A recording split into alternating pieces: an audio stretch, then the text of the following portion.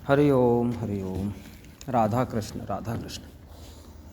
सत्संग के बारे में भगवान का कहना है कि संतों का संग करना मेरा संग है, सत्संग है, और मेरे भक्तों का संग करना भी मेरा संग है, सत्संग है।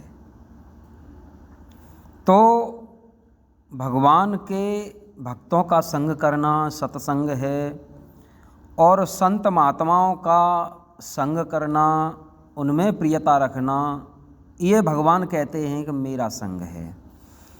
तो और वास्तव में सत्संग क्या है?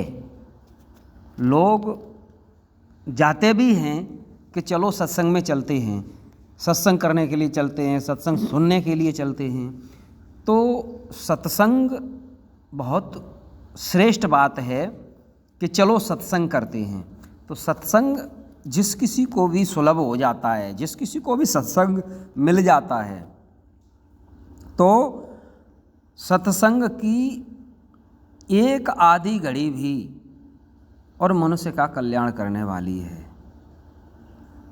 सत्संग से मनुष्य का कल्याण होता है। तो वो जो इतना प्रभावशाली है सत्संग, इतना कल्याणकारी है सत्संग, तो वो सत्संग क्या है?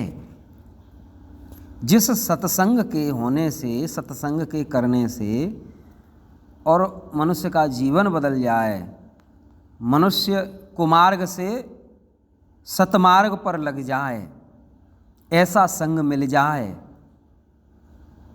ऐसा सत्संग जो हमें कुमार्ग से सतमार्ग पर जोड़ दे, वो संग कैसे मिले, किसके संग से मिले, और सत्संग सच्चे अर्थों में क्या है, हम कैसे उसको प्राप्त करें, सत्संग को हम कैसे प्राप्त करें, हमें सत्संग कैसे मिले।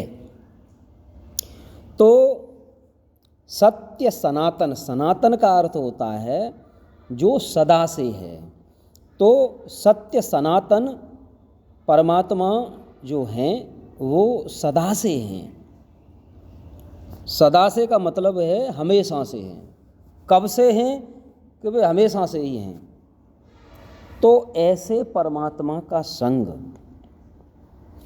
जिसको मिलता है तो उसका मार्ग, जीवन सब बदल जाता है। तो सत्संग क्या है? बार बार यही बात आती है।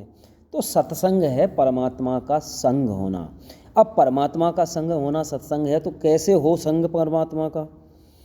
तो कहते हैं कि ईश्वर अंश जीव अविनाशी, चेतन अमल सहज सुख राशि।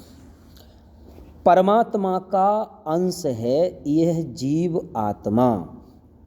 तो जीव मात्र, ऐसा नहीं है कि मनुष्य ही परमात्मा का अंश है, नहीं, जीव मात्र परमात्मा का अंश है। ईश्वर अंश जीव अविनाशी, और कैसा है? अविनाशी है। और जीव मात्र ईश्वर का अंश है और वो अविनाशी है। तो फिर जीवन अविनाशी है और ईश्वर का अंश है और जीव है। तो जीव है फिर अविनाशी है, ये कैसी बात है? ईश्वर अंश जीव अविनाशी। तो अविनाशी है जीव, फिर नाश किसका होता है? मरता कौन है? तो जो मरता है, जिसका नाश होता है, वो है नाशवान शरीर, प्राकृतिक, इसका नाश होता है। और इसमें जो चेतना शक्ति है जिससे ये शरीर संचालित हो रहा है, यह चेतना शक्ति परमात्मा का अंश है। तो वो चेतना शक्ति जो परमात्मा का अंश है वो प्रत्येक जीव में है, मनुष्य में भी है। तो मनुष्य में जो चेतना शक्ति है जिससे मनुष्य चेत जाता है, होश में आता है, तो मनुष्य होश में आता है, वही शक्ति परमात्मा की है, वो चेतन शक्ति है। अब मनुष्य होश में जिस शक्ति से आता है वही मनुष्य बेहोश हो रहा है नाशवान पदार्थों को, रुपया पैसों को लेकर के। तो ये नाशवान पदार्थ, रुपया पैसा, शरीर, संसार, ये नाशवान है, इसको लेकर के और जो चैतन्य स्वरूप है वो बेहोश बेसुध हो रहा है। तो वो जो अपने आप में बेसुध हो रहा है किसके कारण? शरीर संसार में प्रियता है इसके कारण। तो शरीर और संसार में प्रियता है, ये प्रियता घट जाए और बेसुध जो हो रहा है वो इस शरीर संसार के पदार्थ, रुपया पैसों को लेकर के बेसुध हो रहा है, और ये हैं नाशवान, ये नष्ट हो जाते हैं। तो इनके नष्ट होने से दुख होता है। तो नाशवान के नष्ट होने से दुख होता है, नाशवान के नाश होने से दुख होता है। तो दुख होता है जिसको, वो है अविनाशी, अविनाशी को दुख होता है, पर नाशवान का दुख होता है।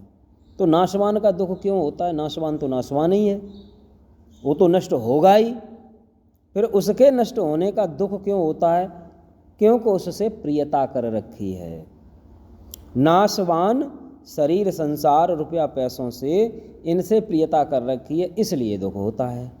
अच्छा, इसलिए दुख होता है तो दुख ये मिट जाए अगर सत्य सनातन जो परमात्मा सदा से है, उस परमात्मा से अगर प्रियता हो जाए, उसका अगर संग मिल जाए तो दुख मिट जाए। जो नाशवान से दुख हो रहा है, नाशवान के नाश से जो दुख हो रहा है वो दुख मिट जाए।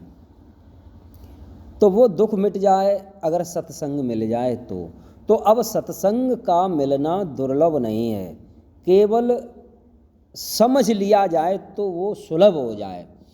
कि जैसे ये जीव ईश्वर का अंश है, ईश्वर अंश जीव अविनाशी, तो ये जीव ईश्वर का अंश है, तो वो अपने आप को पहचाने। अपने आप को कैसे पहचाने? कि साहब कई वर्षों से देख रहा है कि स्वरूप तो बदला नहीं और शरीर बदल गया।